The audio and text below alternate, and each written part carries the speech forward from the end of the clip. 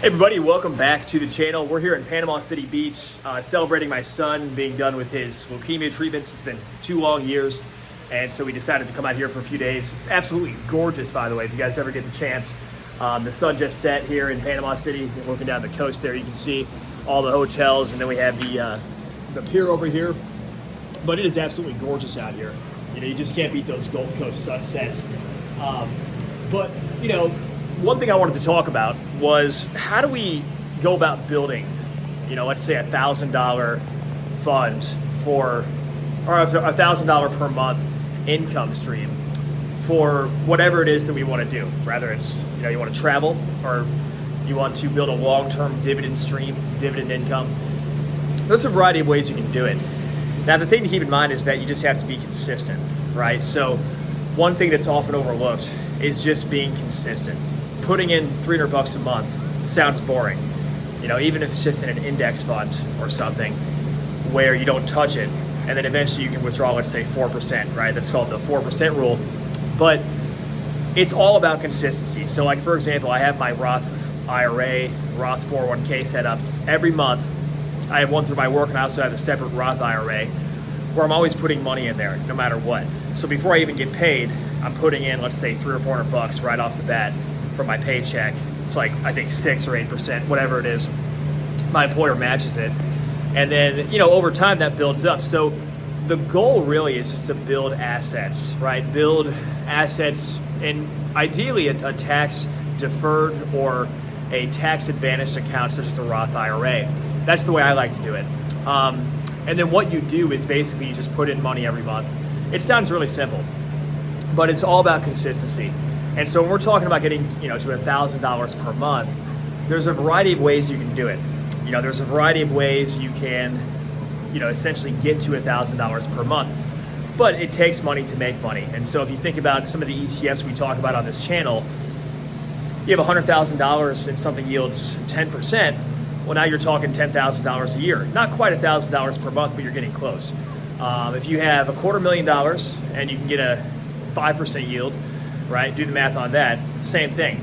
So it's all about, you know, how much you have to invest, what yield you're getting, and also, you know, what kind of dividends are you receiving? Because you can put it into, let's say, a dividend growth fund that's going to be focused more on appreciation of the share price along with those dividends growing over time. You can also put it into like a higher yield type fund where you have more emphasis on yield, but you may not have the principal balance keeping up over time, right? So there's concerns also about inflation with that. And so, you know, there's higher yield funds, like you might have one that yields 12 or 15%. We've covered funds in this channel that yield 20+%. But there are trade-offs to those, right? Because you get that initial income. You can get to $1,000 per month quicker. You know, if you do a 20% yield, put $100,000 into something that yields 20%, you're going to get back $20,000. And so that's over your goal of $1,000 per month. But what's the trade-off, right? What's the long-term trade-off and what's the short-term trade-off? You know, if you put it into something that yields 3%, put $100,000 in there, you're only getting back $3,000 initially. But if you put it into a dividend growth fund, that's going to grow over time long-term, and then additionally, you know, grow those dividends. So you're going to get share price growth along with dividend growth. That might be more beneficial, right? So, you know, it ultimately comes down to your goals, long-term and short-term, but mostly long-term, I would say. And then just kind of adjusting your portfolio and your asset allocation to hit those goals. But the most important thing, and it sounds really boring, like I said, but just setting up something to where you're always putting money away, because you have to have money to make money in this case, right? If you want to get to $1,000 per month, you're going to first have to invest $1,000 and then $10,000, you know, over time, and let that compound. And then also, you know, what I would recommend doing is reinvesting dividends.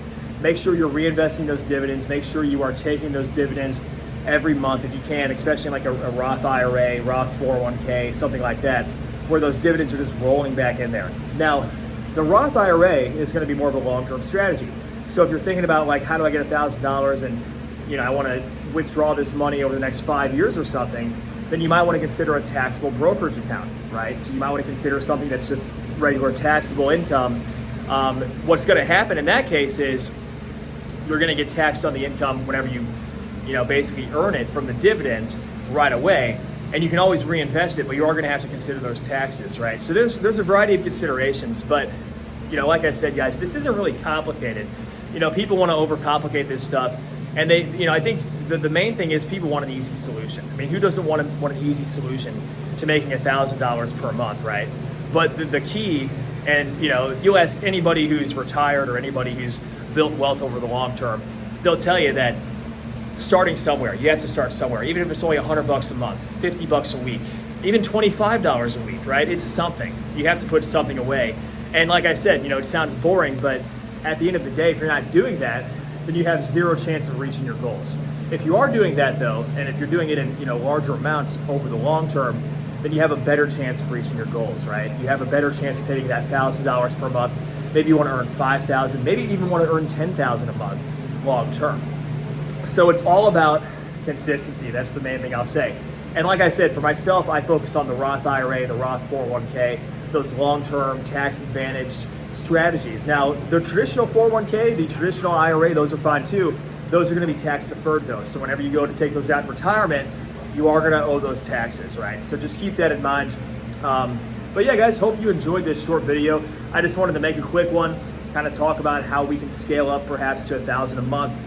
Once you're putting money in, just remember, you have to choose your asset allocation. What are you actually going to invest in? Do you want to focus more on dividend growth? Do you want to focus more on higher yield type investments and then focus on reinvesting the dividends? There's a variety of considerations, right? But the key is just to get started. So if you guys have any questions or comments, leave them down below. Once again, we're down here in Panama City Beach.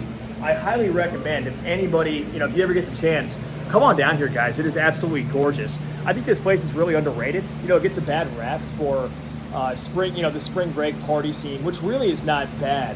It's actually going to be spring break, I think, next week.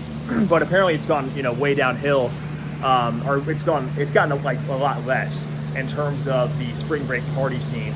I think since Club La Vela, which used to be down that way, got shut down after the hurricane, which is probably a good thing, right? If you're just coming here like myself, with my family, I really don't want a big party scene out here, and I don't think a lot of people do who have families, right? So it's it's been nice. So yeah, check out Panama City Beach. We're staying at the Marriott Spring Hill Suites here. Absolutely gorgeous out here once again, guys. And with that being said, I hope you guys enjoyed this video, and we will see you in the next one. Take care.